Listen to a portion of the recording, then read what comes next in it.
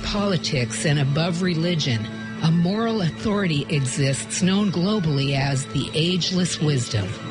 It is the study of consciousness, the mystery of awareness, which cannot be measured, yet will not be denied. Stay tuned as we explore consciousness, the fundamental nature of reality. Welcome to the Ageless Wisdom Mystery School with Michael Benner. You're listening to KPFK in Los Angeles at 90.7, and this is the Ageless Wisdom Mystery School. I'm your host, Michael Benner, and this is our second show, having been off the air for 12 or 13 years. We're now back on the air Tuesdays at 1 o'clock in the afternoon and streaming for the world at kpfk.org. I'm really excited to be back. This is a program about non-religious approaches to consciousness and the nature of the soul, who we are and what we're for. It's metaphysical, it's mystical, it's magical, and we're going to feature guests every week. Today, we have a friend, someone I interviewed probably 13, 14 years ago, and it's good to have him back on. Dennis Merritt Jones. Dennis, good afternoon, and welcome to KPFK. Brother Michael, it's good to see you again and to be with you. Thanks for the invite. Now, Dennis is the author of a number of books. His most recent, we're going to talk about today. You have a Zoom class coming up soon, in fact, on this very topic, the art of abundance. Let's begin right there and talk about, especially with the new year approaching here quickly, maybe finding a new balance or a new understanding of our relationship with money and stuff. Well, that's why I wrote the book. In the first chapter, I make it clear that, I don't think the world needs another prosperity guru or prosperity gospel. What the world needs is tools. People are hungry for tools they can access that would help them create a life worth living, which goes far beyond the things that most people think about when we talk about prosperity. So, the idea of addressing the principle of abundance is really, I think, the key to this book, rather than prosperity, how to manifest stuff. Prosperity is a good end result of living an abundant life, but it's not all there is to it. It's been about 20 years now since the movie and the book, The Secret, came out. And after that, there were all kinds of people that were doing visualization and mind mapping and affirmations basically to conjure up stuff as if that was going to fulfill us and make us happy. And I know quite a few wealthy people. Some of them are happy, but not because they're wealthy. What's your take on that stuff? Do you think it's run its course? And what should we watch out for when somebody comes along and starts suggesting spiritual principles should be or could be used for material gain?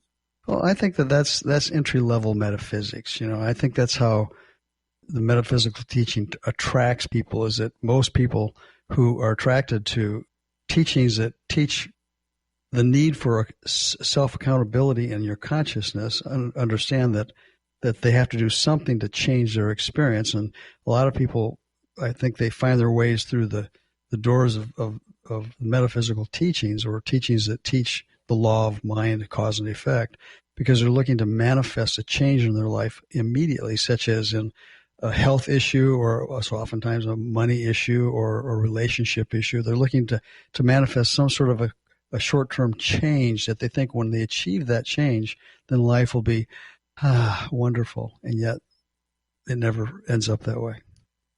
Oddly, there is I'll say branch or a thread of conservative Christianity that used to mock what they called New Age thinking. And now they're teaching it. Now they're teaching. Yeah, you anticipated my question. What is this prosperity gospel stuff that Christ wants us to be rich? I don't get that.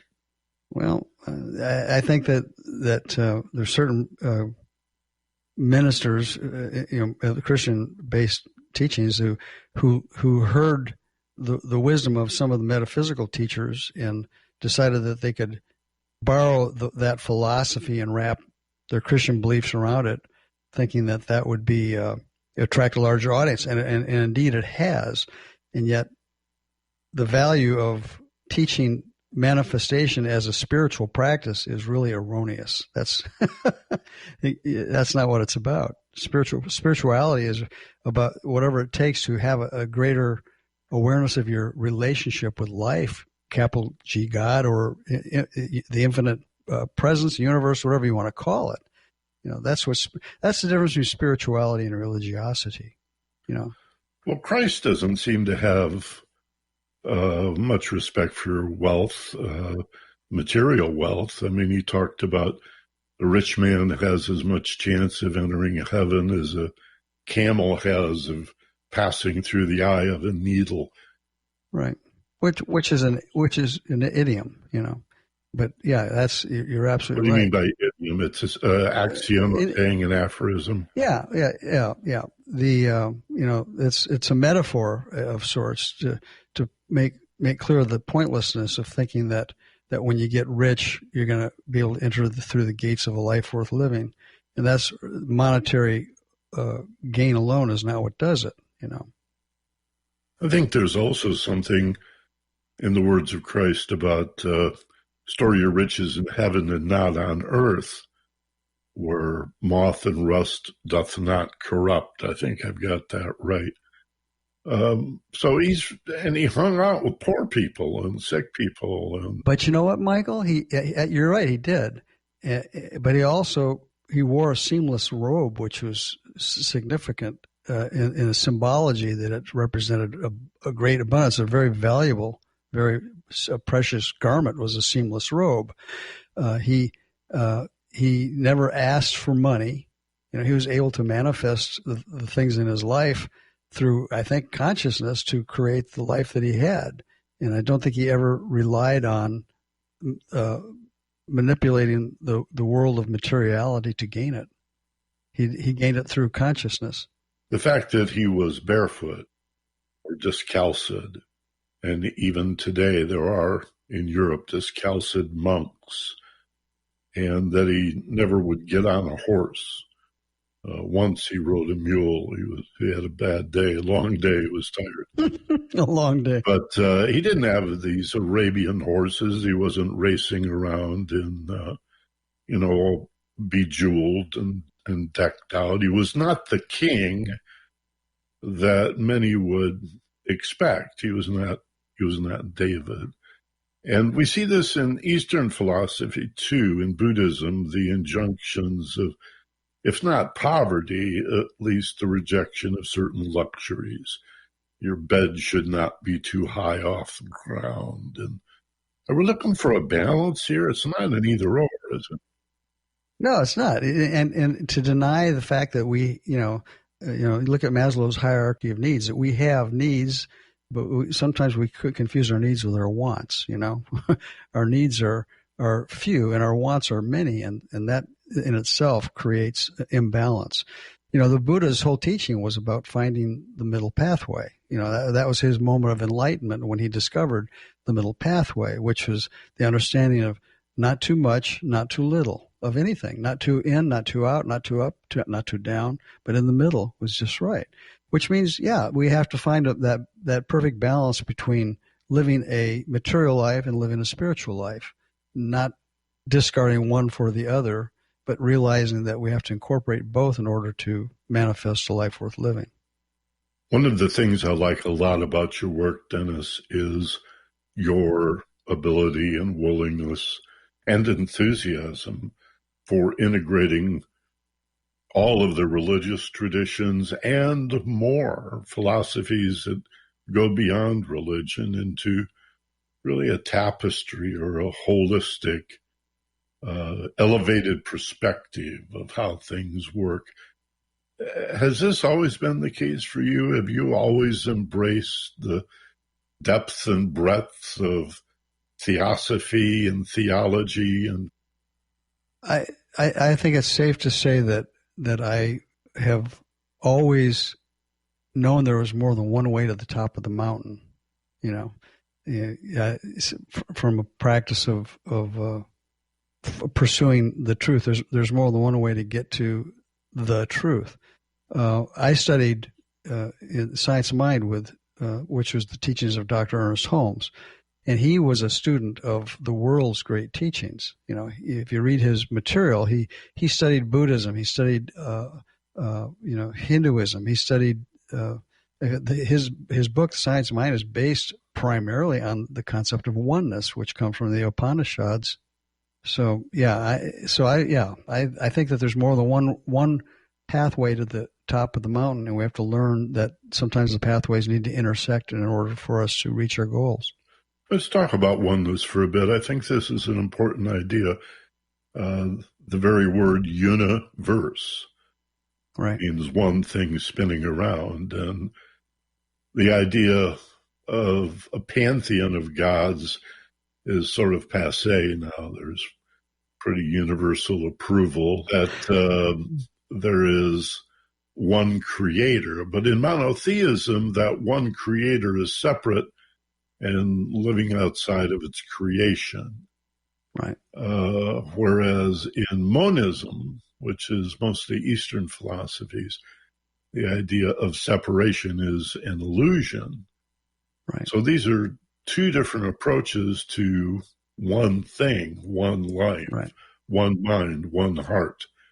Can you expand on that a little bit? Well, yeah, I think that, I believe that we all come from the same one place, the one thing, the one presence, and that's all there is. That's the first chapter, first rule in the 10 rules of my book, is realize you're one with life. You're one with the universe. It's impossible to be separated from that which is the all that is. You can't be separated from it. But we can create a belief that we're separated from it, and our beliefs have profound impact on our experience. And so if we believe that we're separate from life or from the universe, we're going to create experiences that reinforce that by manifesting a life of duality, where there's a sense of apartness from the whole. Well, even the ideas of peace and love are usually externalized in the minds of most people. Peace is the absence of conflict or hostility or aggression. And love is an emotional relationship with other people, or for some folks, things, when in fact these are interior states and conditions, aren't they? Peace and love. Sure. The minute we rely on outer conditions for inner peace, we're done. And that's the problem. We'll never have world peace until we have inner peace. We'll never have peace among human beings until every human being has peace within themselves. And the only way to do that is to make peace with the fact that you're one with life, whether you know it or not, or like it or not. So it seems we may have this backwards, this idea that we're victims of a life that's being done to us. Right. And we have some sense of it working the other way, of contributing. But too often it seems to me as a reaction or a response to the primary flow of being helpless victims. Maybe we should turn that around and think of life primarily, foremostly, as an emanation. Yeah, well, you're right. We are vessels through which life happens. I mean, in the beginning, there was only the one intelligence, call it God, call it whatever you want, and in and through and by means of itself and as itself, took little aspects of itself and put it out to the universe to go be me. And so, here we are, these individual beings thinking that we have this life separate and apart from the all, but we don't. We're just like, the old, I don't know, sure, Buddhist or Hindu idea of the drop of the ocean. Are you the drop of the water, or are you the ocean? And the reality is that we're both. Yeah, the drop may not be in the ocean, but there's nothing about the ocean that's not in the drop. And that's that paradox of the one and the many. The idea that I mean, how could we all be part of one thing and yet recognize the diversity of human beings, our uniqueness, the fingerprint evidence, the DNA proof that every one of us is having a different experience. And yet, while it may appear to be contradictory, both of those things are true, aren't they, in your mind? Yeah. I think that the infinite intelligence, or would call it whatever you want, there's more than one of us here because it desired to have infinite dimensional experiences of itself. And so the only way that it could do that is to create individuals through which it could experience itself in a multitude of ways. So if, in fact, as we're discussing, separation is an illusion, let's assume that this is an important idea to consider. That changes, it seems, right off the bat, our relationship to money and stuff. Sure it does. And I think about what I believe to be a Sufi saying about living in the world, but not of it. Right. The teacher Jesus said the same thing. He said, I am in this world, but not of it. Which means, literally, I realize that I am more than this body. I realize I came from someplace beyond what this body is, but as long as I'm in this body, I can't deny the experience of the body. I'm in this world, but I'm not of it. It means I'm subject to what this world, material world is, but I know that there's more to me than what I look at when I look in the mirror. See, I think a lot of us block prosperity and abundance in our lives because we don't want to be wealthy if that means we're going to be arrogant and conceited and superior and nobody's going to love us then. So maybe I'll just play small. I think we're born into a shame-based society, and just for the listeners' benefit and perhaps both of ours, let's define what we mean by shame. The best way to do that is put it in context with guilt. Guilt is a feeling or a belief that you've made a mistake, right? Shame is a belief or feeling that you are fundamentally a mistake. You're a mistake. And if you believe that you're a mistake, that means you believe that you're not enough, that there's something missing. And that's when people are operating from shame, there's a hole in the soul. And they're continually seeking to fill that hole by what they add to their lives numerically or fundamentally materially, that they'll fill that hole and they never will. So a shame-based belief is I'm not enough. And if I'm living in a consciousness of I'm not enough, how can I ever create enough of anything that would make my life worth living? How can you create enough from a consciousness or mindset of I'm not enough? All you'll create is more of a I'm not enough. That makes sense. I think parenting has a lot to do with this. I'm probably revealing my own past here, but the idea that children want so desperately to please their parents, that's all we want. And parenting has always included this idea of discipline in such a way that, well, I think a lot of parents don't realize that every once in a while you got to let the kid get a sense that he's or she's done a really good job, that they are enough, that they're wonderful. You think parents could do more to every once in a while say, there, that's enough, that's wonderful, you did your best? Yeah, but see, here's the problem, Michael. I think that shame is inculcated in the collective consciousness to such a degree that we are born into a shame-based society and we don't even realize that that's what's going on. Look at television, TV. People watch TV. TV is not there to entertain you. It's there for one thing, to sell you stuff. and if you watch the commercials, every commercial is dedicated to convincing you that you're not enough, that there's something missing, and that when you get it, then you'll be enough. Whether it's a new pair of shoes or a car or the latest diet, whatever it is. We're always being sold this bill of goods that we're not enough. And so how can we not teach our children that if that's inculcated into our consciousness and the collective consciousness, that we live in a belief system of not enough? Yeah. fear is the thread running through all of this. Sure it is. Dennis Merritt Jones is my guest. He's the author of a half a dozen books or so, most recently, The Art of Abundance. And that's what we're discussing today, prosperity and abundance in a balanced and integrated way, because you got to pay your bills. Every once in a while, you got to sit down. You may not need a Ferrari and a mansion, but you want the damn car to start when you push the button, and you don't want the roof to leak. So let's talk more about it. And we'll be right back after this. You're listening to KPFK.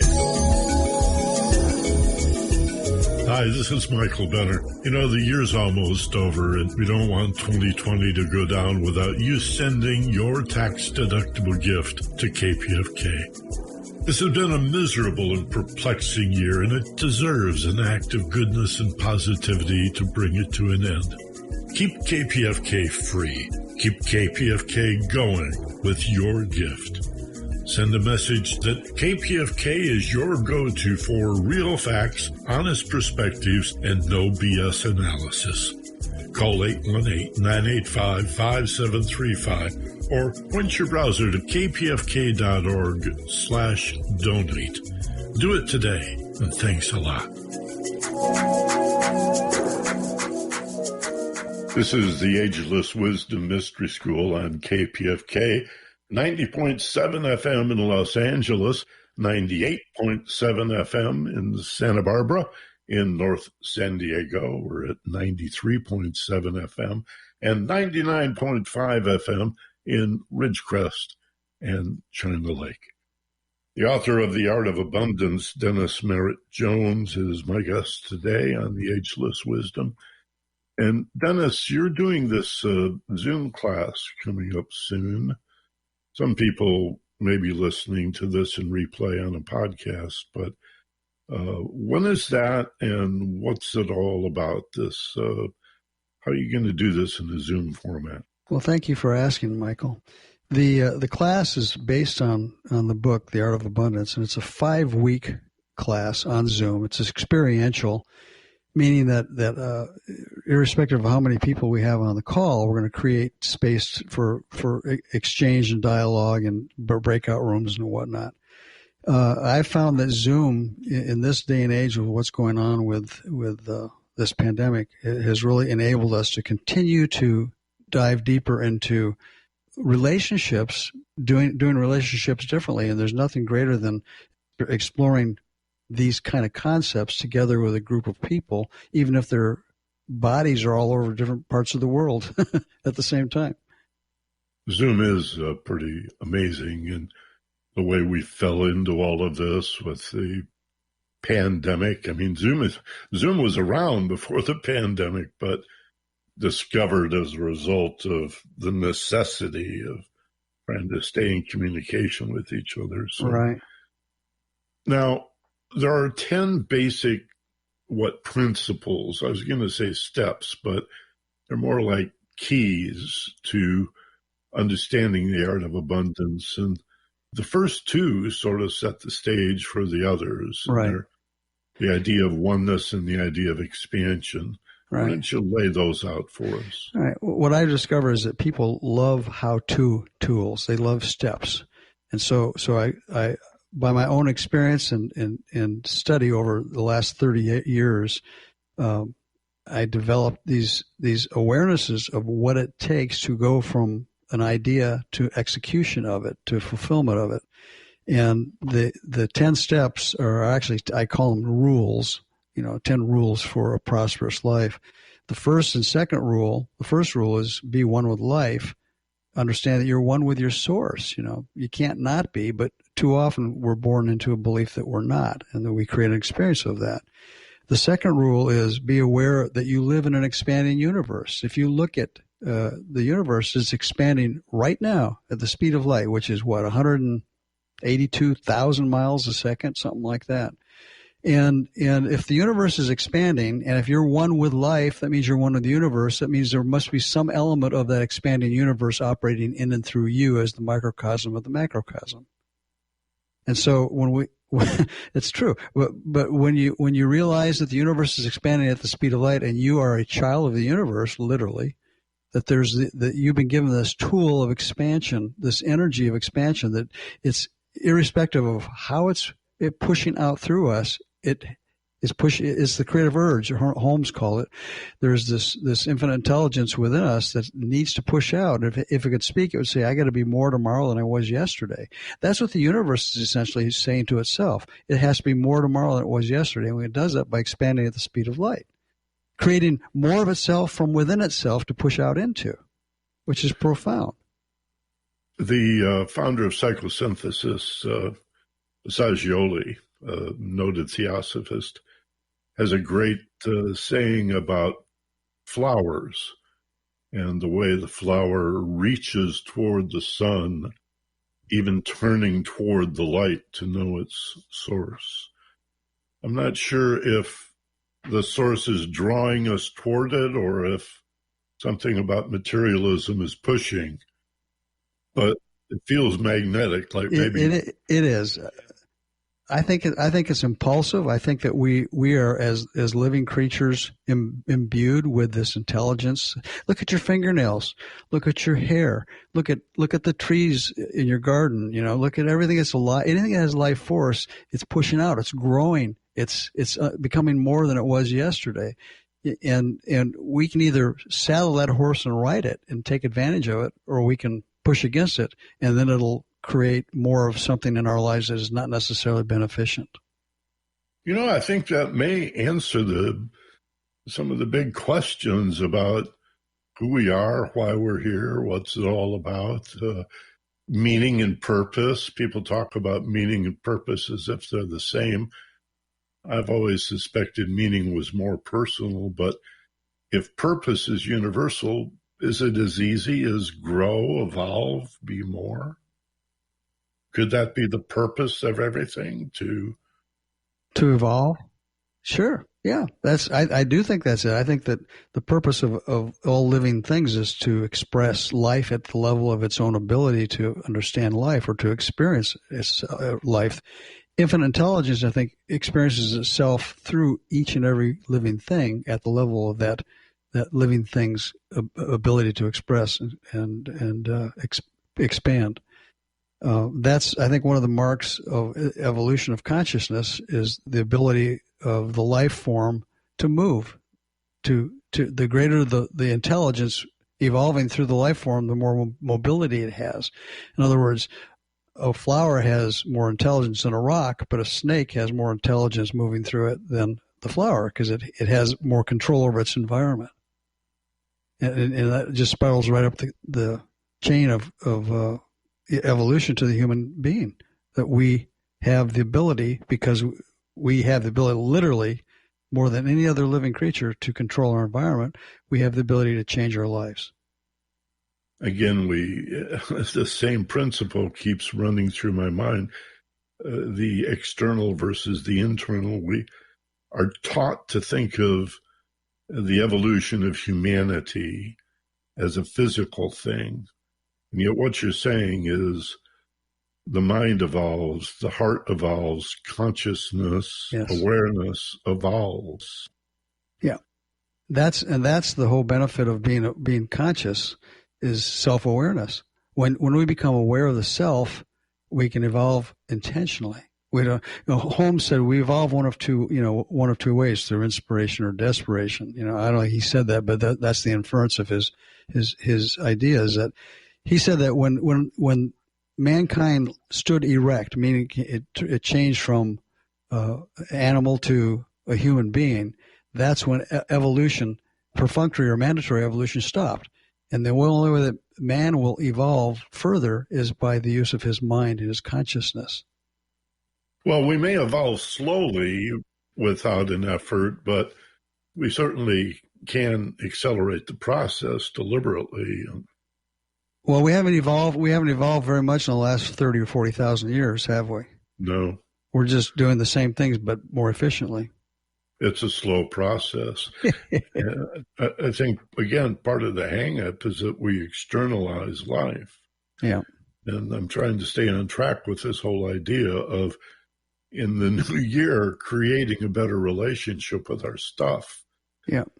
Now, the third and fourth rules or steps or principles in your Art of Abundance are awareness and, one of my favorites, accountability. Yeah. Yeah. Awareness, being aware you live in an expanded universe is key. If you're not, the minute you become aware that you're living in and through and as something that is pushing out, then you have the ability to guide it. And how you do that is the third rule, which is be accountable for your consciousness. Understand that your consciousness is the director which directs the divine impulse that's pushing out through you. Your consciousness is another term for your belief system. Your belief system, your consciousness is just a sum total of everything you've ever been taught to or thought to be the truth about yourself from the day you were born until this moment in time. That has created your life the way it is today. That's your consciousness. And that's the good news and the other news.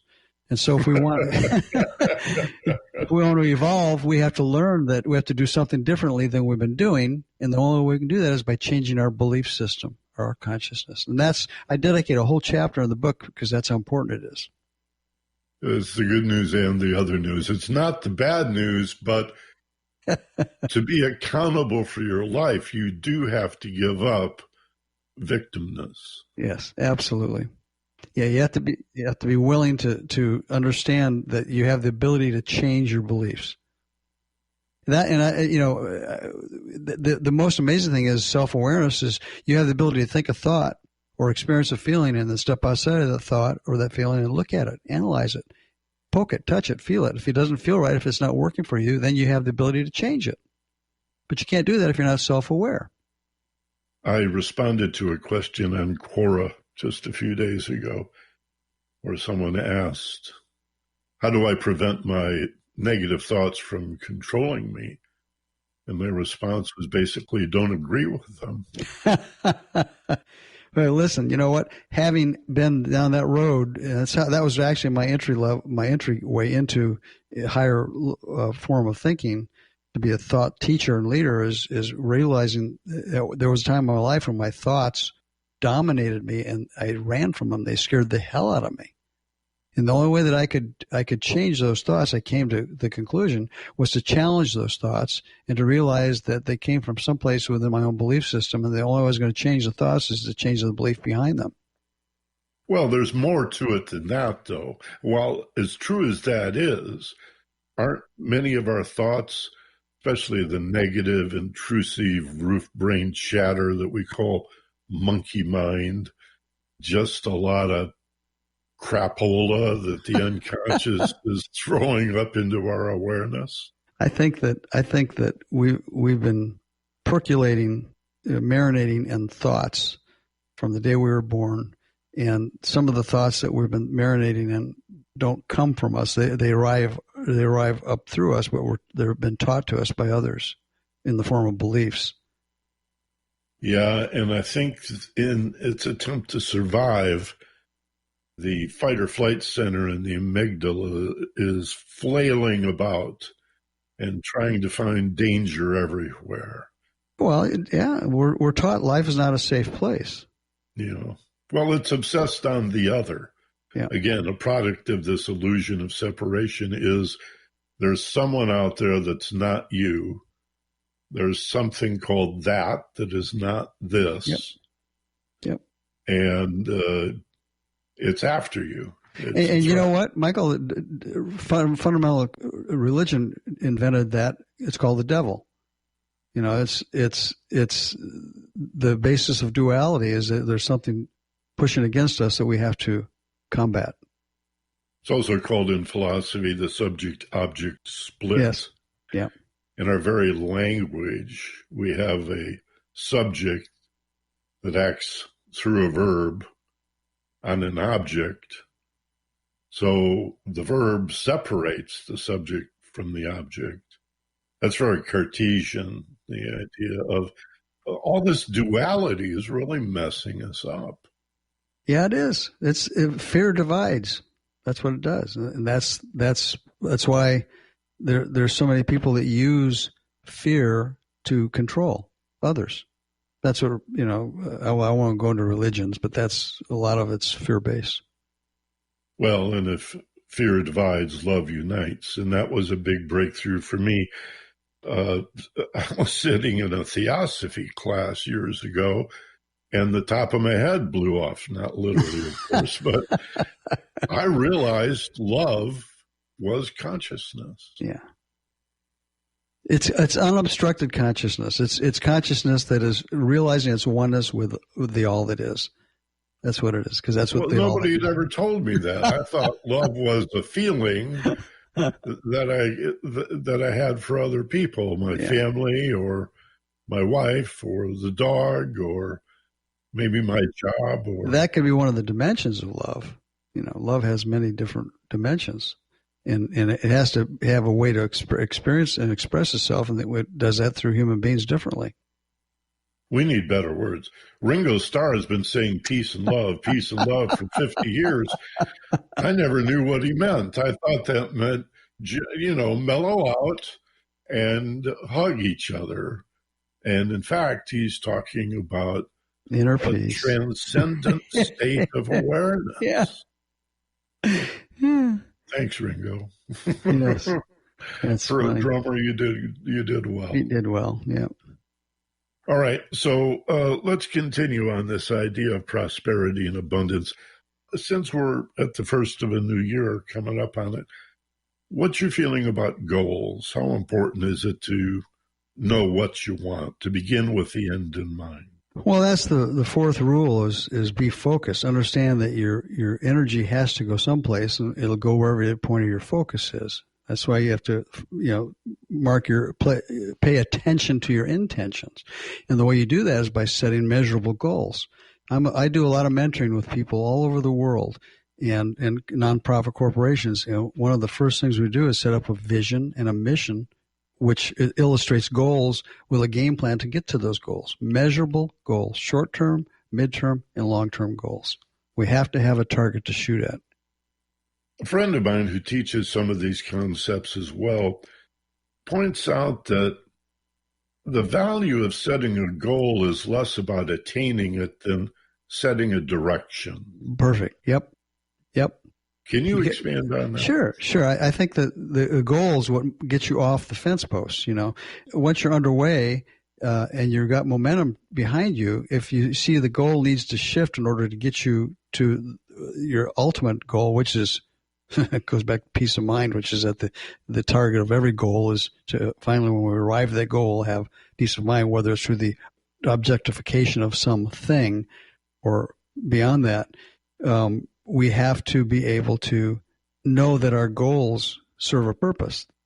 Without them, the mind wanders. The mind is addicted to, as you've already said, habitual thinking.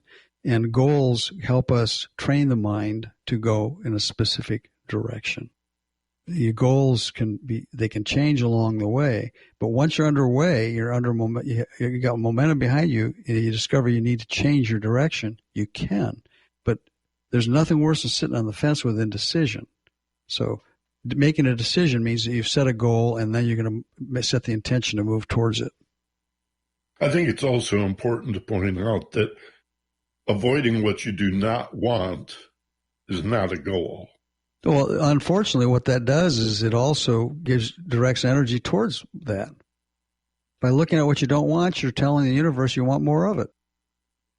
That's like, don't think of a purple elephant.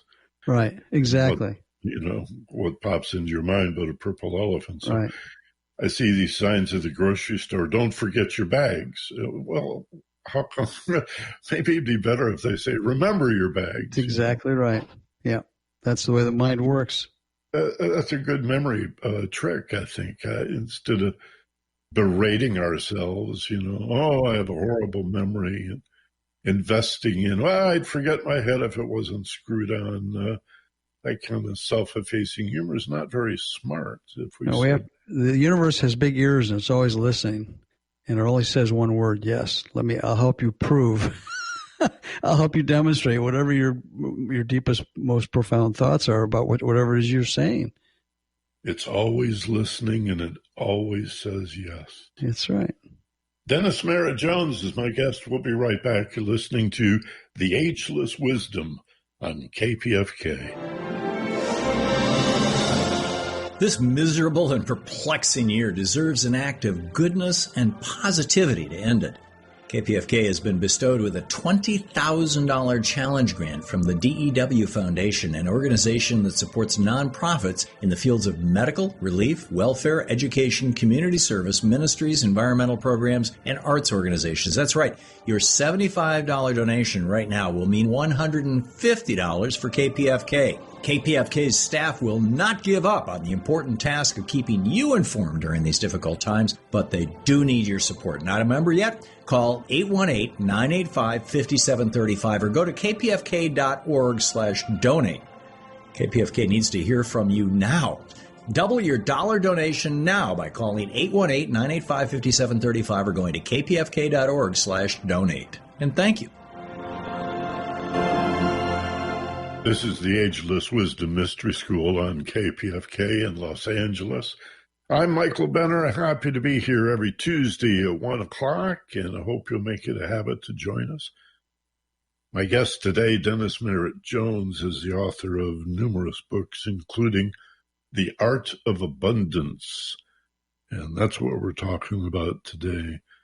Abundance and prosperity, money and stuff, yeah, but more about the relationship that we have to all this Maya, because you gotta have a relationship, and it can't be either or, that binary all or nothing nonsense.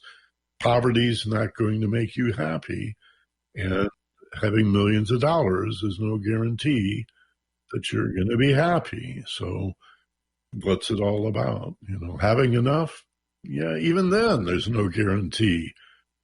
So we're in the world. We need to have a relationship with money and material goods. Oddly, one of the key principles in philosophy, it's usually attributed to Buddhism, I think, Dennis, is this principle of impermanence, that nothing really lasts. I don't think Madison Avenue wants us to talk about that, but everything is really on loan. We're not owning anything, are we? That's right. Nope. That is the fundamental building block of the universe. Everything that has a beginning has an end. It has to. And it's when we cling, as the Buddha taught that attachment or clinging was the cause of all suffering. And it's when we cling to or we're attached to wanting something not to change when it's ready to change that we suffer. And everything has a beginning, has an end. Whether it's the chair you're sitting in or your relationship or your home or your beautiful body, doesn't matter. It had a beginning, it's going to have an end. And when we get attached to wanting something not to change or to have an end, that's when we suffer. So living in the flow is really the key there. Learning how to live in the flow of energy, of abundance. Well, flow reminds me of Taoism, which is pretty similar. It's sort of a Chinese version of Buddhism and probably predates Buddhism. Resist nothing is Taoism, the flow. Talk more about what that means in practical terms. Well, resisting nothing to me means that you're open to allowing rather than forcing. The fifth rule is be in the flow in the book, and the subtitle is Unlock the Paradox to the Law of Circulation. And there is a paradox to it. Everybody likes the idea of receiving, but not everybody's too enamored with letting go. But they're both different ends of the same stick. We have to be able to receive, and we have to be able to let go. But there's a middle part to that equation that most people forget about or they're not aware of, and that's utilization. So the law of circulation isn't a two-step thing where it's accepting or receiving and letting go. It's receiving and it's utilizing and then releasing. And oftentimes we accumulate, and if we're not in the process of when we accumulate more and more and more, we have to use it. And there's a time, there's a expiration date on everything. We have to let it go when we're done using it. That's energy, is how it moves. Accessing and benefiting from the law of circulation is a threefold process, not a twofold process. It's accepting or receiving energy, and then it's using it, and that's the part we miss, and then it's letting it go. I don't know if that makes sense to it.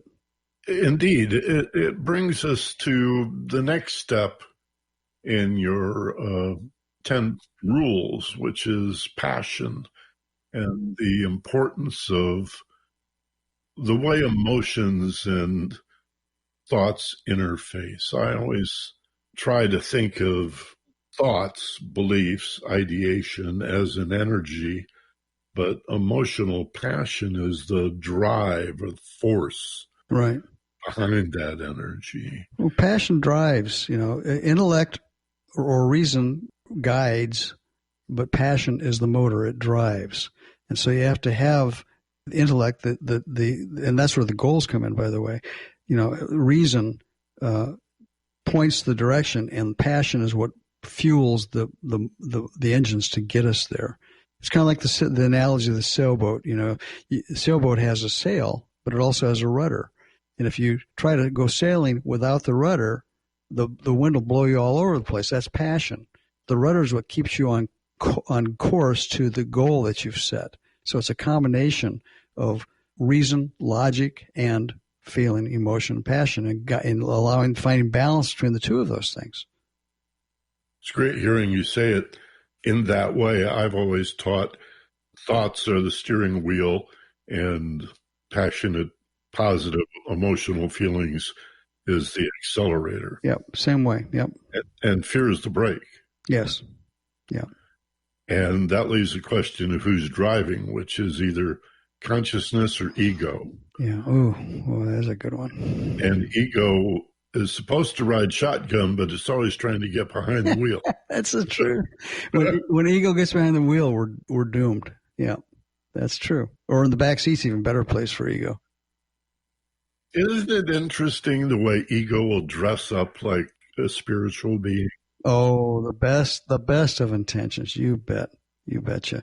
But you know what? The truth is we can't live without ego. That's what ego is, what causes us to get up in the morning and brush our teeth and take a shower and do things in our lives that I think are a necessity. So we need ego in order to exist in the world, in these bodies, but we also need to understand that ego can't drive, as you said, drive the show. No, but it has a job. It's supposed to ride shotgun and have our back, like the old Wells Fargo wagon in the Wild West. You got to have one guy looking back over your shoulder. That's ego's job. In addition to your rule about passion, your seventh rule or principle in the art of abundance is to be blessed. Well, tell me about, what does that mean? Well, blessing, realizing, number one, you are blessed. Blessings is a huge part of manifesting an abundance consciousness, because here's the process. What you bless expands. In other words, when you focus on something and you give energy to it and you bless it, what you praise, what you give thanks for, expands in your life. So I realize that to be blessed means that you are a blessing, but also that we need to bless the life that we have. We need to bless the things in our lives that we have. We need to bless the people in our lives that we have. We have to live in a state of consciousness of blessing, of giving thanks. I think many people feel that they're not worthy of feeling blessed, much less blessing others. Yeah, well, that's the combination of the shame-blame game that we talked about, shame, and greed. Why should I bless others when they appear to already have more than me? But keep in mind, we're also, not only are we blessed, but we are a blessing to others. What we do with who we are blesses other people's lives if we do it consciously. So being part of in the flow of abundance means that we have to be a blessing in other people's lives. It's not just all about us. What is grace? Grace is the self-givingness of life, of infinite intelligence, of God, if you will, unto its creation. It's the free flow of life moving through its creation with grace and ease, with effortlessness. This area is of interest to me because so many religious people, I guess I'm talking about Christians in particular, appear to me anyway to have a sense of God intervening with grace, and that prayer is a petition, like a letter to Santa Claus, really, to give me this or do this for me. And if separation is an illusion and there's just one thing at work here, then there is no intervention. Yeah, exactly right. When you realize that you're blessed, you're in the flow of life, right? And when you're in the flow, you're in the grace of life. You're moving with life, which grace is the forward movement, the givingness of the universe to itself, through its creation. So if prayer is not about petitioning divinity, not the kind of prayer that I do. What's it about? Well, prayer is about affirming the gifts that have already been given to us, not asking for gifts. Gratitude? Yeah, gratitude's part of it. But an affirmative prayer affirms that you've already received the gifts that you desire. What about standing receptive and releasing limitations and using prayer and contemplation and meditation to create an alignment or a path of least resistance? Well, I think that staying in alignment with your source is imperative. You have to be able to stay in alignment with life itself. Prayer is certainly one of the ways to do that, but it could be a contemplative prayer, but it's not a prayer of want and need.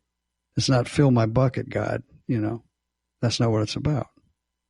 Prayer is about entering into a sense of gratitude and realizing that the gifts that, what is this in the scriptures is knock and the door will answer. The prayer is answered before you ask, if you believe before you ask that it's answered.